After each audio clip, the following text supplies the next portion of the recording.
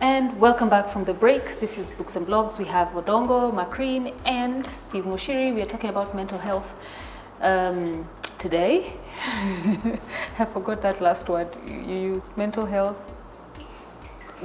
not issues. There's a word you keep using. Or disorder? Yes, mental health. Yes, mental health disorders, yes. Okay, so in the book, again, the thing I like about your stories is how your family is tied. There's no, you didn't hide your story from your family. And even when your brother was going through his issues, you stood there, you took him to Dr. Frank, Jenga, yes. you know, for the same. You sought to help your family. Yes. So what happened was this book, there's a part I write when I went to Tanzania during healing in April. Yeah. My grandfather moved to Tanzania in 1950s, early then. So I'd always felt like there was something about my grandfather. He was unique because my grandfather was the first born of a colonial chief. I went to Kabere Technical Training, went to Maseno School. He was really like royalty during his time. And he was a preacher. He was a preacher. So he dropped all that God had called him to preach. He started preaching in Tanzania, Uganda. So I grew up in a home that we had a big church. My grandfather's name, Njago, is known across Western Kenya and part of Tanzania and part of Uganda. But I saw something in him that was not, I couldn't understand.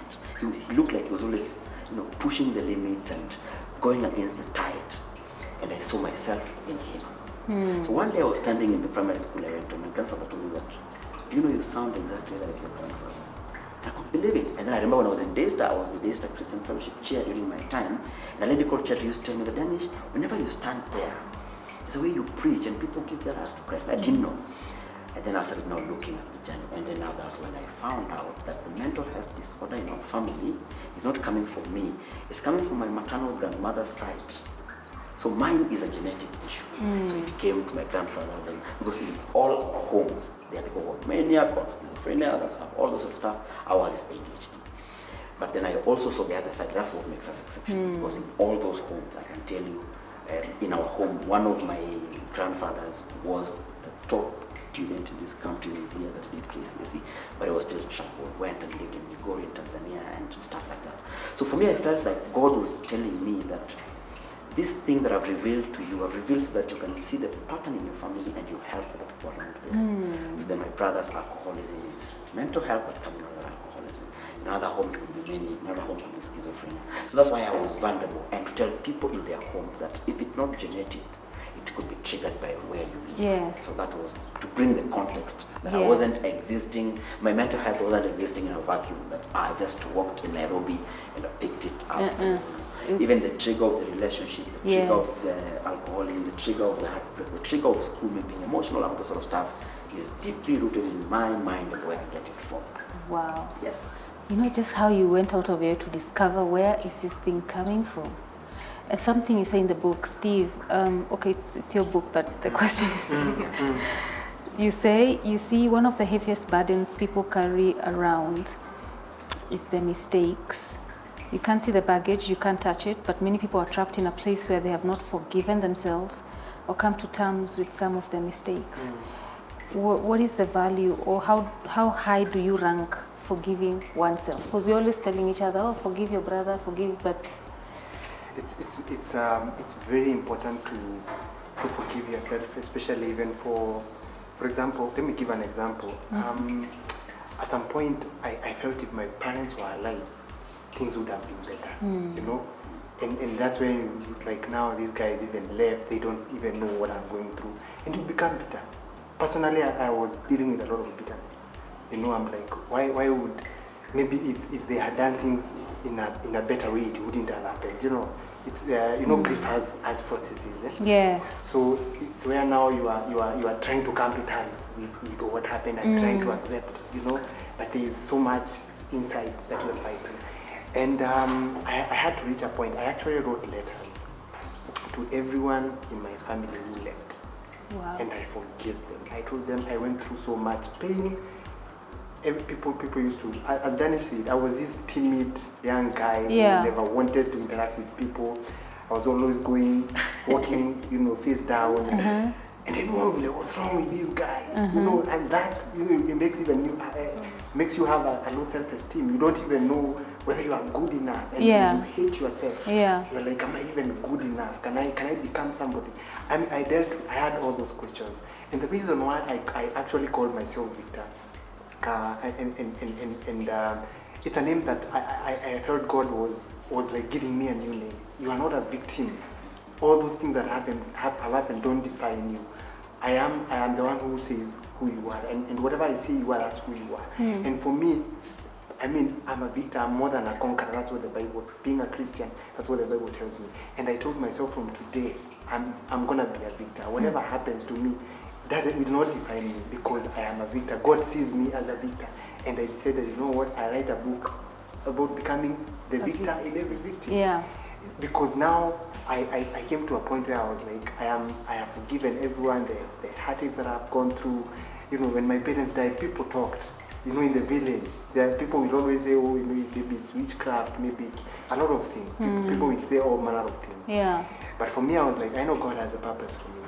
I know God has created me to do the things that He's created me to do, not for myself, even to impact other people. And I've seen it, you know, happen as time goes by.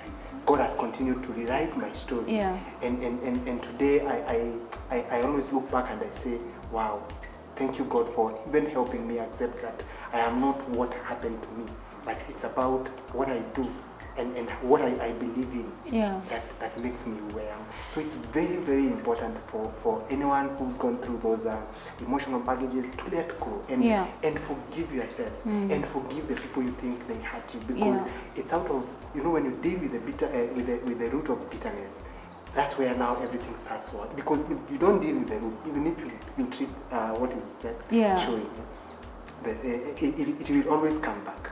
You know, and it's like the way the iceberg is. You know, you see it's very small at the top, but deep down there are things that need to be done. That's true. And when you deal with those things, that's when now true healing starts. And it also starts with you. You can go to a therapist, but if you don't also believe that you also have a responsibility to play to become better, it's two-way. It's a two-way relationship.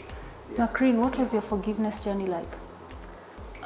For me, it's a journey that I'm still struggling with, to be honest, because I still have, I'm still on medication, but I still get meltdowns.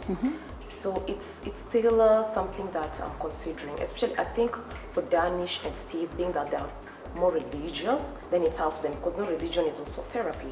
But for my case, for a person who is not really religious, then you struggle a lot.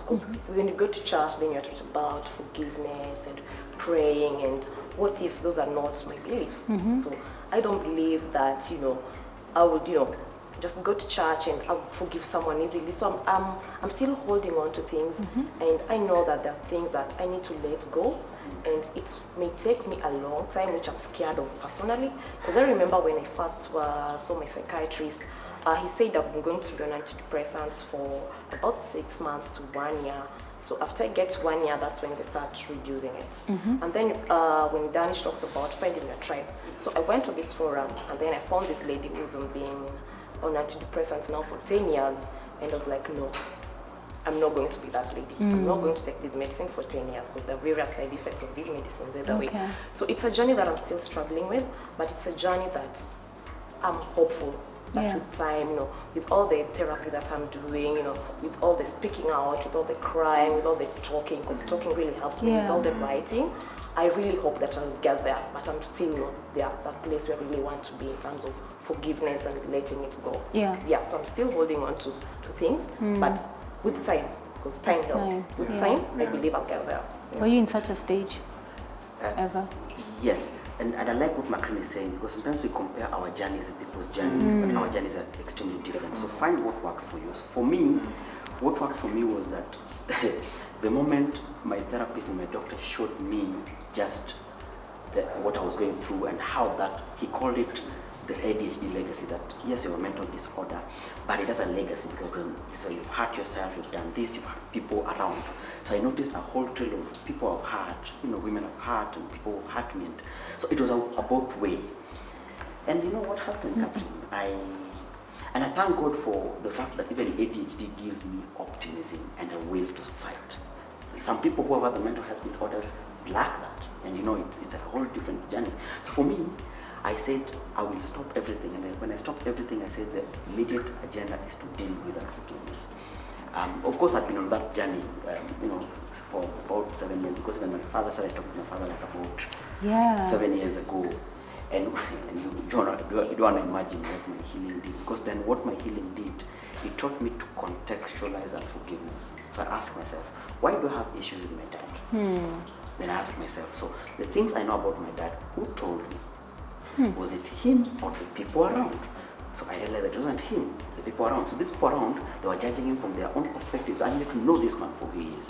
Then now, for about 6 or 7 years, I now going home. I'd sit down with my dad, Chinyamti, and I'd ask him, how did you grow up? What happened here? What happened in the childhood? And when I was done, I realized that people were judging him based without knowing who he is. Yeah. I like that in the book a lot. Yeah, as a human being, as a journalist, if you're sent to the field to tell the story, you're going to tell the story, but then the journalist will go to the field and rely on correspondence. Yes. If you read those two stories, they're going to be totally different. The same way, whoever it is that you're beef with, if you went and talked to them, why do I feel the way I feel with you? You're going to find a difference. So for me, I discovered that, and Catherine, I want to talk about the benefit of forgiveness. Forgiveness will make you sleep better. Forgiveness will heal some sicknesses that no medicine can heal. I had ulcers when I went to Chirongule. That is gone because I forgave. I had anxiety and anger, and that is gone. My head is so clear right now. For the first time, I wrote a 3-year plan. I know where I'm going, I know how I'm going to go there, I know why. So everything that happens to me happens because it must fit in that plan, and it came out of forgiveness. I forgive myself, I forgive my teachers, I forgive my employers, I forgive the girlfriends who hurt me, I forgive those I hurt. I called people I hurt and I told them I'm sorry. Wow. And I did that. And when I was done, I can tell you that if you are harboring any unforgiveness, forget about going to work, forget about acquiring land in Chokimau, forget about going for abroad studies, put everything down and deal with forgiveness. I really liked how you painted the picture of those conversations with your dad. That, because you know most men don't have relationships with their dads, like there's gaps there. But you just decided to go and get to know this man for yourself.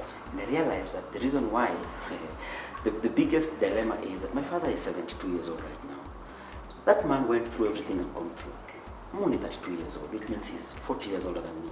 So there are mistakes I will make by myself, yet I have a person who can tell me that, Odongo, I married like this is what happened, you know. So it's always, for me, I'm doing it as self-preservation. Men need to accumulate both negative and positive mistakes from their parents, fathers mostly. The good thing with me, my case and my dad, is that when I was young, he said I was his favorite. Even during the launch of the book, he said he wanted to take me for a very long time, but I couldn't do that because they would have shown favoritism. So me and him were always friends. Me, I started having issues when I was in my teenage years. So then I had to go back and find out, hey, why? And it was because of the many things I had. Yeah. And those people who spoke about my family didn't mean well. And I don't see them as that, but they just were fighting their own battles. My mom was fighting her own battles. My uncles were fighting their own battles. You know? And my father wasn't there. He was also providing for the family in the best way he knew. And this also helped me to contextualize who my father was. So I noticed that my father, what he was doing, he was trying to rewrite the sins of his father. For example, his father used to travel a lot as a preacher. He wasn't there for them. He was there for us. His father never provided fees as much as he wanted. So they worked hard to go to school. He provided fees. So for him, he had done better than his father. So when you see it like that, there's an ideal father, then there's a father who has a background. So you learn that this man did well. That is powerful. You say here, okay, you give a lot of relationship advice. I guess that comes from the breakups that you went through. Do I really? Yeah, you want me to read it? This, you do. I mean.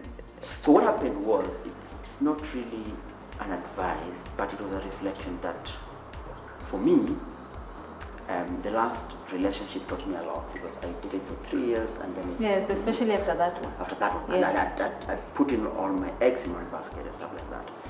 So when it ended, that's actually what triggered my mental health breakdown. It ended in July. I got triggered in October. Actually, what like that was a major trigger. That was a major trigger that now led me to a mental health facility. facility. Yeah, men, by the way, you can go to a mental health facility because of love. You know. So after that, I started reflecting on just the mistakes I've made in the past and what I should have done better. Because many of us hurt people and we are hurt. But have we taken time to look at why that last situation never worked?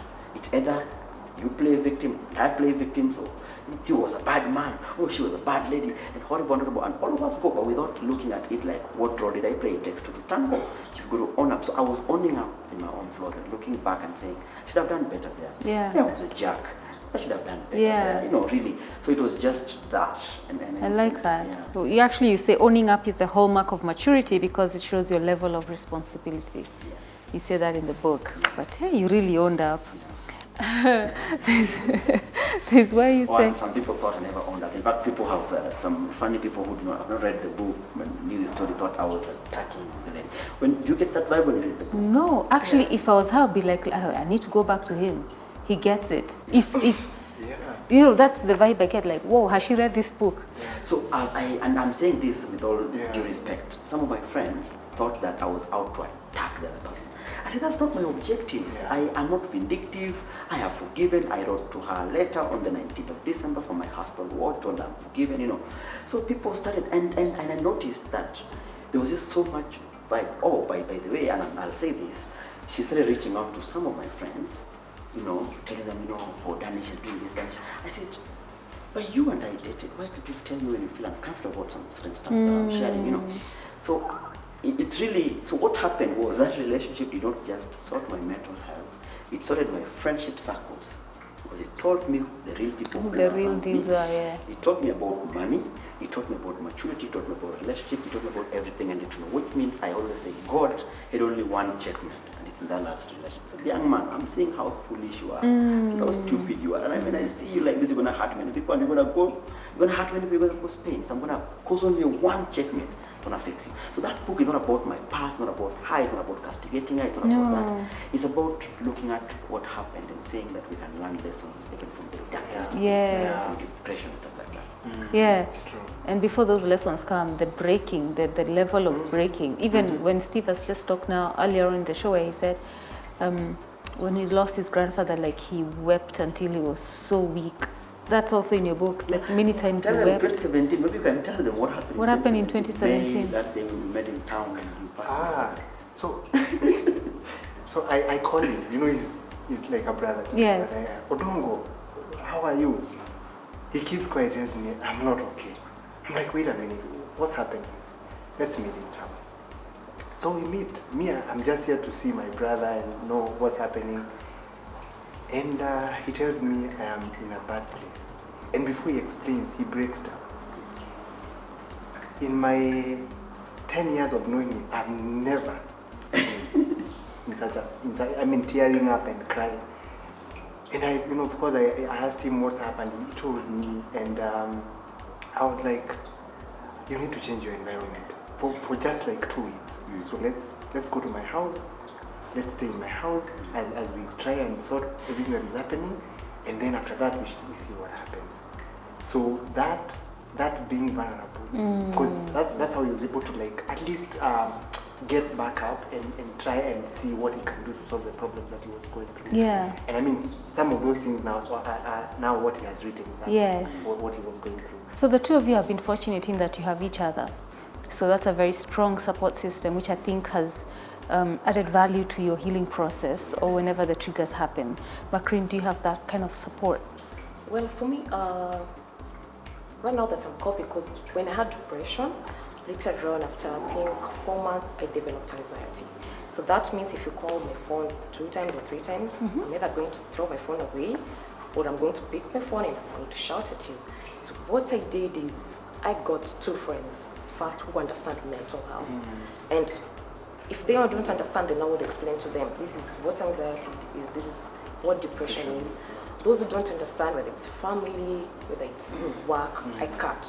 You know, if it's toxic, I cut you off. Because it's my health, I need to be happy, it's self-care. So if I don't feel the good energy, the good vibe, I'm just walk away, just go. Because I don't need that negativity in my life, I just need positive people. So it's only 2 people. I just have 2 friends that I talk to. I'm like, hey, it's at night, 3 or 4 a.m., I will call them like, I'm drowning. And whether they understand or not, they'll talk to me. Because sometimes you just need someone to talk to.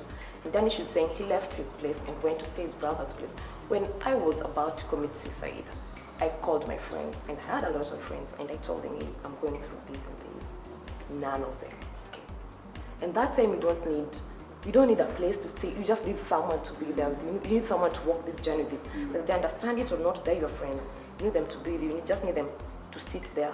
Whether they're going to brush your hair, whether they're going to rub your back. You just need someone to be there. So for me, I think after going through this journey, I learned a lot in terms of friendships and who to keep, who to throw away, and it really helps me because I had a lot of friends. Oh my God, especially for us who like going out, like partying. Yeah. Every Friday you get a lot of friends. Yeah. I was telling Dannish actually when I was admitted at Bustani, it was on a Thursday. So Thursday, Friday, Saturday, that's the time to go out. So that time I couldn't take my phone because I was sedated. So my sister was taking my phone. And she was getting all phone calls from, where's Macreen? You wanna go out? And my sister was telling them, she's in the hospital. So my sister didn't tell them what's going on. Yeah. But none of them. Let me tell you, when I was in the hospital, only 2 of my friends showed up. 2. But then after that, I was like, thank you, God. At least out. now you know. Yeah, at least now I know who I can call to. Because with depression, you can have meltdowns anytime. You can be here laughing, and the next moment I'm just like. So what's a meltdown? What does that look like? A meltdown is when you're just okay at some time, and then at some point you just, like for me, I start crying. Okay. And I just want to either hit my head somewhere, or I just want to kick myself. Okay. Because for me, sometimes, before I used to cut, so now when I get meltdowns, it's emotional. I cry a lot. I cry and I just want to, like that's the time I called Dannish and I was like, hey, I just feel like hiding under my bed. And I actually wanted to do that, and I was alone in the house. The lights were off, but I just wanted to be under the bed. I just wanted to be alone. But I cried for like 2 hours non-stop. Wow. So it's a period where you're just okay, and then all of a sudden. Yeah. Wow, okay. Yeah, but I think it's also with the medicine, because with me, I played with my medication. And I would advise anyone there, do not quit medication. Do not stop. Continue until the doctor tells you to do so. So for me, when I quit my medication, you're playing hero with your life. So I quit medication and I stayed for like 2 or 3 days. I was feeling okay. The 3rd day, I almost committed suicide again. Wow. Okay. Because they didn't listen to my psychiatrist. Yeah. And later on, I remember when we had that forum, I blamed him. You didn't tell me this, you didn't tell me. But for me, when you didn't tell me, if you cut off your medication, you're going to have these side effects. Wow. Yeah, so it's really a journey where if it's not working for you, drop it and move on with your life. So self-care is really important. I hear you. So Odongo, as we wind up, please, whoever is going through this experience, this disorder, just speak to them and let them know how they can reach you as well. All right. So my book is about finding light in that darkness. That darkness can be death, can be disease, can be challenges to do with relationships and marriage and whatever. It's about looking at challenges from a different lens. That it's in fire that they craft diamonds and they gold. It's in waters that are stormy that skillful sailors are made. It's in looking at pain and frustrations as a key ingredient in purifying people. And I'd like you to find this book or any other book that speaks about that and read it and be encouraged.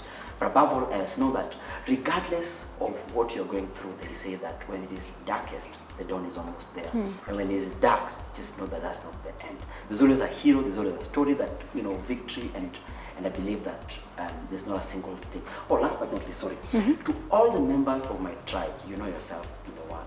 You're beautiful, you're unique, you are talented. You, with the brain you have, you can solve all the world's problems. Read about your brain. Find somebody who can help you explore why you're unique and how you're unique, and stick to that plan and tell me if you'll not change the world. To get the book? You can get the book. Just check me out on all my social media handles, Dannish Odongo.